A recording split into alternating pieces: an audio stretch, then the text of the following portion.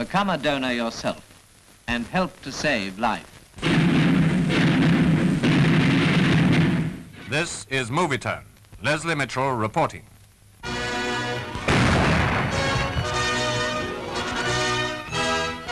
Badoglio, seen with General Mason McFarlane in Brindisi.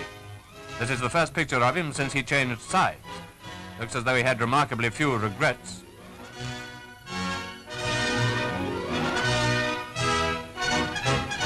Another notable sign of the times in southern Italy was recorded at Cosenza, where the Italians had maintained a large concentration camp.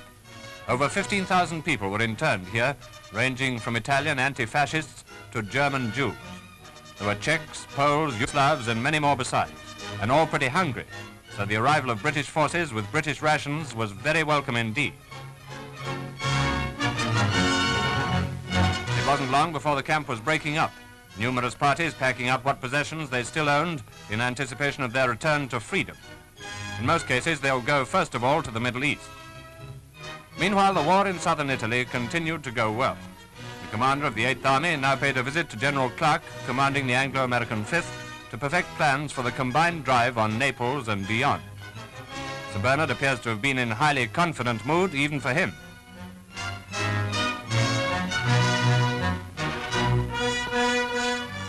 By this time, the extremities of the Italian boot had been completely overrun, and while the 8th Army moved up the east coast and the center to threaten the German left flank, the 5th pushed on towards Naples. Towns and villages were taken and occupied, and after our victory at Salerno, the pace began to quicken. Our forces, well equipped with guns and tanks and supplies of every kind, were on the march to Naples. The German plan was to delay. The British and Americans had the unpleasant job of dealing with enemy snipers, a tricky job calling for a cool head and a quick trigger finger.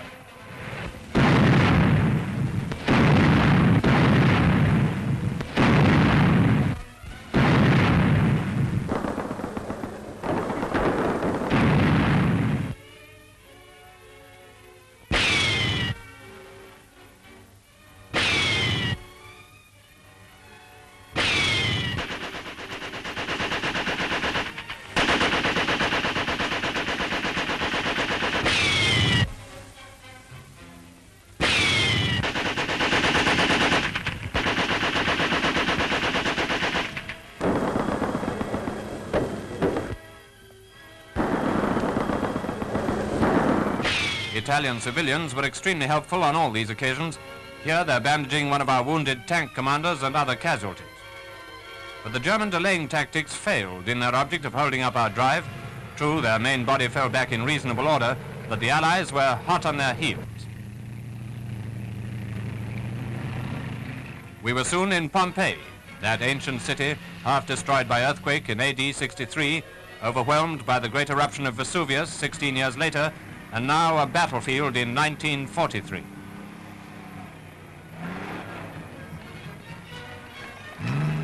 Some of the boys did a self-conducted tour of the ancient ruins. A near miss in the theater.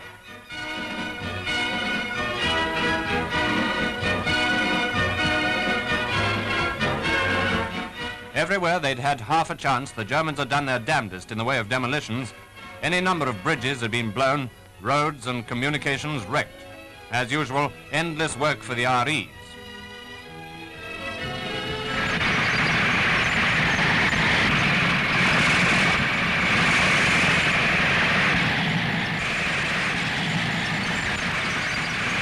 Still nearer Naples, the arrival at Torre Denunziata, 14 miles from Naples itself. There was a sort of triumphal entry here. This town at one time divided its energy between manufacturing weapons of war and making macaroni. Now, they just make whoopee.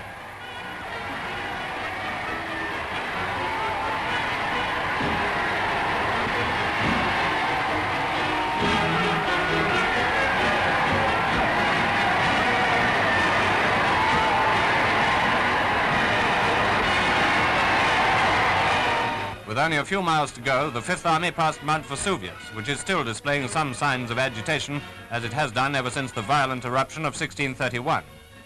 But volcanic eruptions are nothing to the series of explosions recently produced by Allied airmen.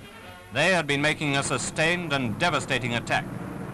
Americans in Mitchells and British Empire crews flying Baltimores had been hitting often and hard. Flying over the island volcanoes of Stromboli and Lipari,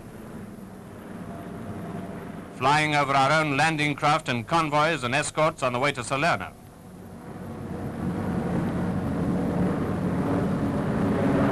Over the beaches of Salerno and the ships lying close inshore, flying on to bomb their targets in the Naples area. All the time the Germans were getting out, they received no respite from the air. Troops on the move, troop concentrations, military targets of every kind were bombed and bombed again.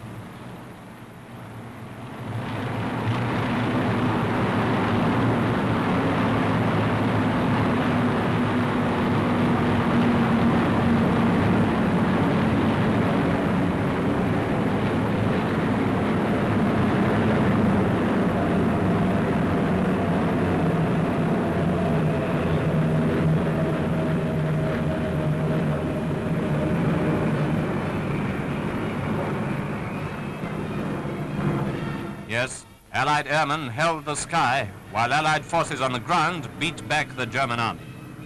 And they entered Naples ahead of the timetable. See Naples and die was the old and rather trite slogan for sightseers. But now the people of Naples, seeing the British and American forces coming in, well, they pretty well went mad.